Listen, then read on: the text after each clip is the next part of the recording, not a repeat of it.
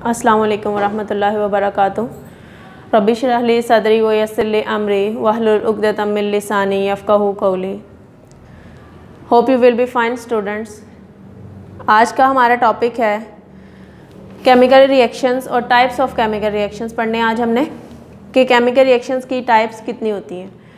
Basically chemical reactions हमने पहले lecture में देखा कि क्या होते हैं केमिकल रिएक्शंस, और thousands of chemical reactions are taking place all the time in the world.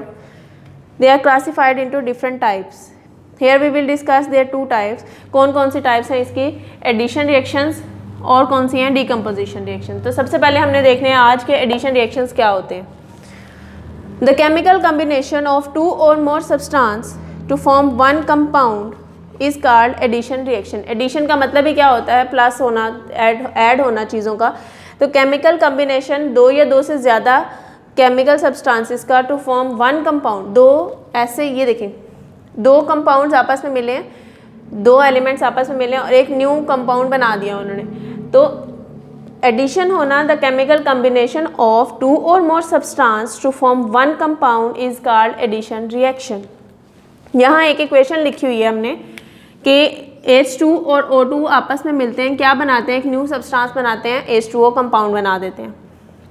उसके बाद एक इक्वेशन है H2 और Cl2, हाइड्रोजन और क्लोरीन गैस आपस में मिलती हैं, क्या बनाएंगी इक्वेशन में, 2HCl।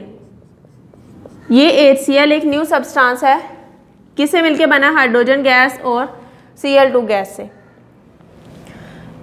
इसके अलावा अब ये देखें, ये दो एलिमेंट्स आपस में मिले हैं और एक न्यू सब्सटेंस बना। तो यही बात उसने कही, combination of two elements to form a new substance is called addition reaction. दो चीज़ों को आपस में मिलाकर एक नई चीज़ बनाने से कौन सा रिएक्शन होता है, एडिशन रिएक्शंस होते हैं। दूसरी एग्जांपल इसके एक और देख लेते हैं। लाइक हमने कहा Na और Cl2 गैस, सोडियम और क्लोरीन गैस आपस में मिलती हैं, क्या बनाती हैं, NaCl बनाती हैं। ठीक होगी बात। ये दो कंपोनेंट्स आपस में मिले हैं और एक न्यू चीज़ बन गई है। तो ये रिएक्शंस कौन से हैं जी, एडिशन रिएक्शन है, जिसमें दो चीज़ों को ऐड करके एक न्यू चीज़ बना रहे हैं। नेक्स्ट है डीकम्पोजिशन रिएक्शन। डीकम्पोज करने का मतलब क्या होता है, डीकम्पोज करना मतलब तोड़ देना। कोई एक चीज़ आपके पास बनी हुई है, उसको तोड़ना उसके कंपोनेंट्स के अंदर। लेट्स सपोज हम कहते हैं डीकम्पोजिशन रिएक्शंस का मतलब क्या है, ब्रेक डाउन करना चीज़ों का। फॉर एग्जाम्पल हम लेते हैं कैल्शियम कार्बोनेट CaCO3 और उसको ब्रेक डाउन करते हैं, किसमें टूटेगा, कार्बन डाइऑक्साइड और कैल्शियम ऑक्साइड के अंदर। अगर यही इक्वेशन हम लोग एडिशन रिएक्शन में लिखते हैं, पहले इसको एक्सप्लेन करते हैं कि कार्बन डाइऑक्साइड और कैल्शियम ऑक्साइड आपस में मिलते हैं, क्या बनाते हैं, कैल्शियम कार्बोनेट।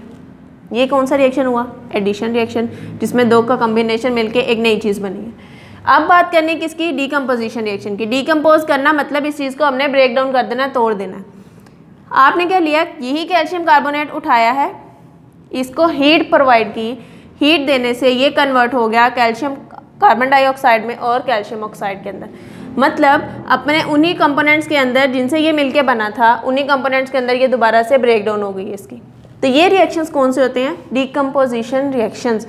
डीकम्पोजिशन रिएक्शंस को हमेशा ज़रूरत होती है एनर्जी की, they need energy to break down. पढ़ते हैं इसको। A chemical reaction during which a compound splits up into two or more simple substance is called decomposition reaction. एक ऐसा रिएक्शन जिसमें एक सब्सटेंस डीकम्पोज हो जाए या स्प्लिट अप हो जाए, टूट जाए, किसमें, अपने कंपोनेंट्स के अंदर जिससे मिलके वो बना है, उन रिएक्शंस को क्या बोलते हैं जी, डीकम्पोजिशन रिएक्शंस बोलते हैं। Usually heat is required to bring about decomposition in compounds. Decompose करने के लिए compounds को हमें usually energy की ज़रूरत होती है। The following are some examples of decomposition reaction, जिसमें से एक हमने यहाँ डिस्कस किया, दूसरी यहाँ लिखते हैं। लाइक वो कहता है KClO3 की बात करते हैं, 2KClO3, उसको हम देते हैं हीट। हीट प्रोवाइड करने से क्या होगा, ये भी, इसकी भी डिकम्पोजिशन हो जाएगी, किस में टूटेगा, KCl, और किस में टूटेगा, 3 ऑक्सीजन के अंदर।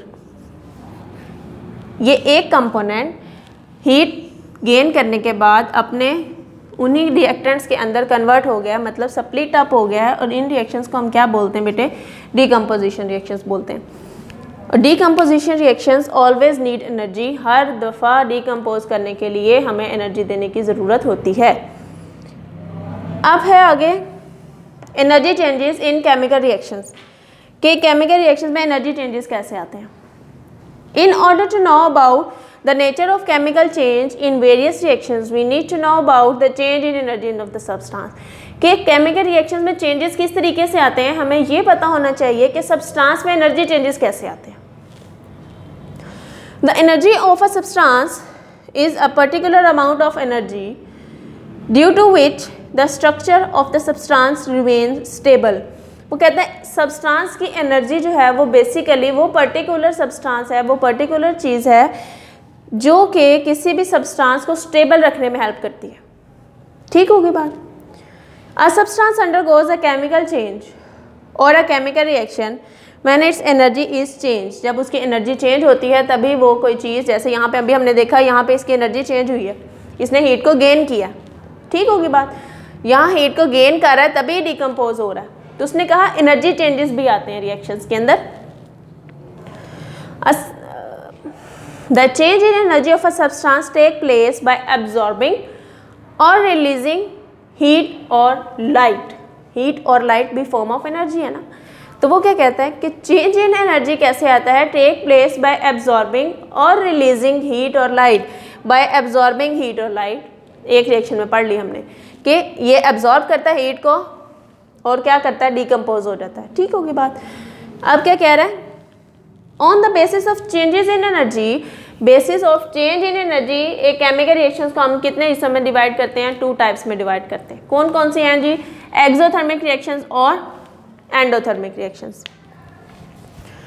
On the basis of their energy changes. अब कहते हैं एक्सोथर्मिक रिएक्शंस क्या होते हैं? Exo means outside and therms means heat. Exo का मतलब क्या है? आउटसाइड, और थर्म्स का मतलब क्या है? हीट है। अब क्या कहता है? Exothermic reactions are those reactions during which heat is given out, जिसमें हीट रिलीज होती है, हीट बाहर को जाती है, आउटसाइड जाती है रिएक्शन से, उसे क्या बोलते हैं जी? एक्सोथर्मिक रिएक्शंस बोलते हैं। Burning is a common example of exothermic reaction. Burning का प्रोसेस कॉमन एग्जाम्पल है एक्सोथर्मिक रिएक्शंस में। बर्निंग में क्या होता है? ये CH4 मीथेन गैस जो हमारे घरों में प्रेजेंट है, in the presence of oxygen जलती है, क्या बनाती है? कार्बन डाइऑक्साइड, H2O और हीट। ये हमने पहले भी पढ़ा था कि यहाँ से जो कार्बन डाइऑक्साइड निकलेगी वो स्टीम बनेगी, वाटर जो है वो ड्रॉपलेट्स बनाएगा, और जो हीट है वो बर्तन को गर्म करेगी और खाना पकाने में हेल्प करेगी हमारी। ऐसे ही था। तो बर्निंग क्या है? कॉमन एग्जाम्पल है किसकी? एक्सोथर्मिक रिएक्शंस की। Fossil fuel like coal, natural gas burns in the air to release heat. ये कोल और नेचुरल गैस जो है वो हीट ऑक्सीजन की प्रेजेंस में जलते हैं और क्या बनाते हैं जी? हीट बनाते हैं। एक और एग्जांपल करते हैं हम लोग, कहते हैं कोयला जलता है in the presence of oxygen. ये इक्वेशन मेरे ख्याल से आपने पहले भी कहीं पढ़ी हुई थी। कार्बन प्लस ऑक्सीजन मिलते हैं, क्या बनाते हैं? कार्बन डाइऑक्साइड, और क्या निकालते हैं जी? हीट रिलीज करता है रिएक्शन। तो ये रिएक्शन कौन सा हुआ? एक्सोथर्मिक रिएक्शन, जिसमें हीट क्या हो रही है? रिलीज हो रही है, बाहर आउटसाइड जा रही है। इसके अलावा एक और इक्वेशन आपकी बुक में दी हुई है, वो कौन सी है? उसने कहा Fe आयरन प्लस सल्फर आपस में मिलते हैं, क्या बनाते हैं? FeS बनाते हैं, और क्या रिलीज करते हैं? हीट रिलीज करता है। ठीक होगी बात। ये भी क्या है? एक एक्सोथर्मिक रिएक्शन है जिसमें हीट जो है वो बाहर निकलती है।